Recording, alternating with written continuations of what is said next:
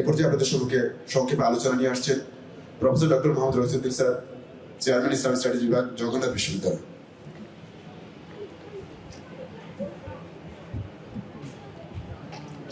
बिस्मिल्लाहिर रहमानिर रहीम।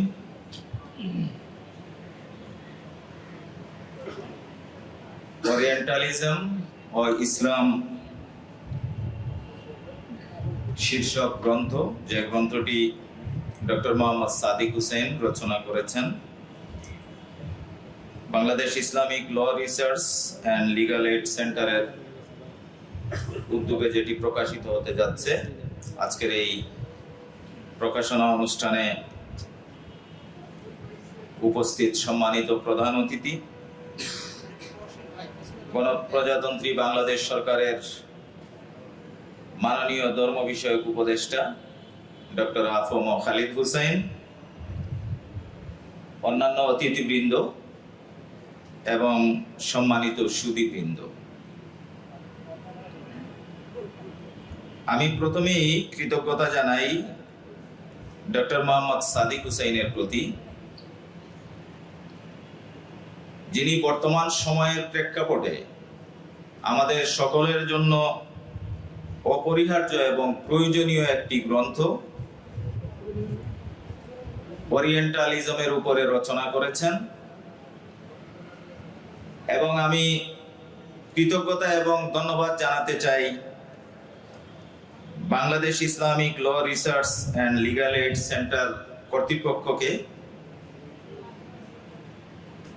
যারা সময়োপযোগী এই কার্যটি সম্পাদন করেছেন এবং এই ধরনের একটি গ্রন্থ প্রকাশের ব্যবস্থা গ্রহণ করেছেন। সম্মানিত সুধীবৃন্দ, মাগরিবের নামাজ অত্যাসন্ন, হয়তোবা এর আগেই আমাদের অনুষ্ঠান শেষ হবে। তো আমি যে জিনিসটি বলতে চাই,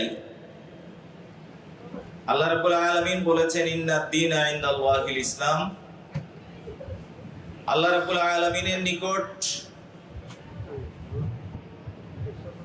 মনোনীত জীবন ব্যবস্থা এবং সেই ব্যবস্থার নাম ইসলাম। তো এই ইসলামকে ধারণ করেই তাবৎ পৃথিবীর যত মুসলমান, তাদের চিন্তা এবং দর্শন আবর্তিত হবে, এটাই তো অত্যন্ত স্বাভাবিক। কিন্তু ইসলামের প্রারম্ভ থেকে বর্তমান সময় পর্যন্ত ইসলামকে নিয়ে যে বিভ্রান্তি এবং মুসলমানদের মধ্যে যে অনৈক্য সৃষ্টির পায়তারা, সেটা কিন্তু আমরা লক্ষ্য করে আসছি।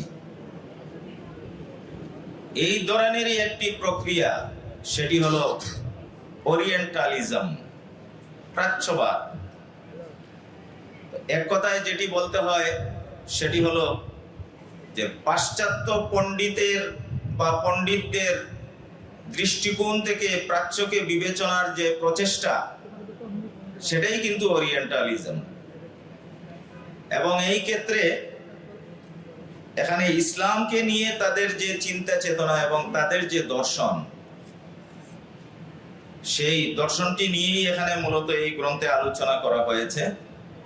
আমরা যদি লক্ষ্য করি, পাশ্চাত্য পণ্ডিত যারা, তারা প্রত্যেকটি বিষয়কে তাদের দৃষ্টিকোণ থেকে বিচার করেছেন এবং ইসলামকেও কিন্তু তাদের দৃষ্টিকোণ থেকে বিচার করেছেন, এবং বিচার করেছেন বিদায় ইসলামের স্বকীয়তা এবং ঐতিহ্য সেটি কিন্তু ধূলিসাৎ হয়েছে। আমরা যদি দেখি, ওরিয়েন্টালিস্ট যারা, তারা ইসলামকে নিয়ে কাজ করেছেন কিন্তু আমাদের মহাগ্রন্থ আল কোরআন নিয়ে বিভ্রান্তি সৃষ্টি করেছেন। আমাদের নবী মুহাম্মদুর রাসূলুল্লাহ সাল্লাল্লাহু আলাইহি ওয়াসাল্লামের জীবন চরিত নিয়ে তাদের দৃষ্টিভঙ্গি পাঠকদের সামনে তুলে ধরেছেন। ইসলামের ইতিহাস নিয়ে বিভ্রান্তি সৃষ্টি করেছেন। আমাদের আজকের যে গ্রন্থ আমরা প্রকাশনা অনুষ্ঠান করছি, সেই গ্রন্থের অথর অত্যন্ত সূক্ষ্মভাবে এই বিষয়গুলোর জবাব সেখানে উপস্থাপন করেছেন। এবং আমি বিশ্বাস করি এই কাজটি মুসলমানদের আকীদা সংক্রান্ত বিষয়, ইসলামের ইতিহাস সংক্রান্ত বিষয় মহাগ্রন্থ আল কোরআন সংক্রান্ত বিষয়ে আমাদের সত্যিকারের যে দৃষ্টিভঙ্গি থাকা উচিত এজ এ মুসলিম, সেইটা কিন্তু এখানে প্রতিফলিত হবে এবং পরিস্ফুটিত হবে।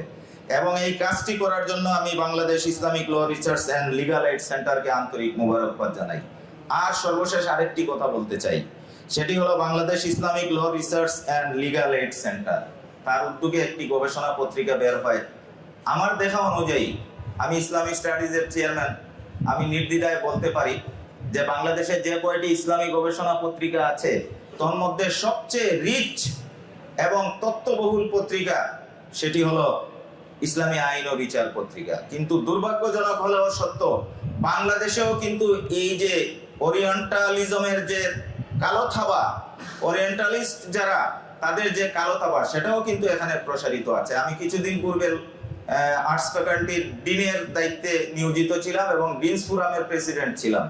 তো আমি লক্ষ্য করলাম অত্যন্ত দুর্ভাগ্যজনকভাবে আমার টিচারদের পদোন্নতি এবং স্থায়ীকরণের ক্ষেত্রে ইসলামী আইন এবং বিচার পত্রিকাকে কালো তালিকাভুক্ত করা হয়েছে। আমি প্রশ্ন উত্থাপন করেছি কেন, তখন বলা হয়েছে যে এটি একটি বিশেষ গোষ্ঠীর পত্রিকা। তো আমি বলছি, এখানে কি বিশেষ গোষ্ঠীর দর্শন প্রতিফলিত হয়, না ইসলামের মৌলিক বিষয় নিয়ে গবেষণা করা হয়?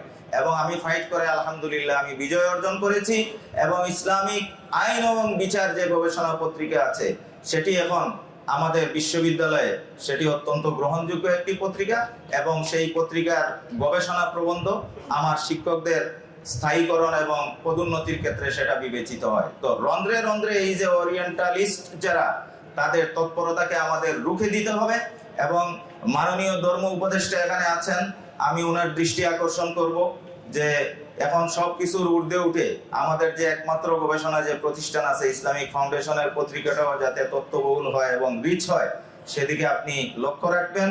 আপনাদের পথ চলা মসৃণ হোক, সুগম হোক এবং আপনাদের সফলতা কামনা করে এবং সর্বশেষ Bangladesh law research and legal aid centre কর্তৃপক্ষকে আমার পক্ষ থেকে আন্তরিক ধন্যবাদ জানিয়ে আমার কথা এখানেই শেষ করছি। ওয়া আখিরু দাওয়ানা আনিল হামদুলিল্লাহি রাব্বিল আলামিন। আসসালামু আলাইকুম।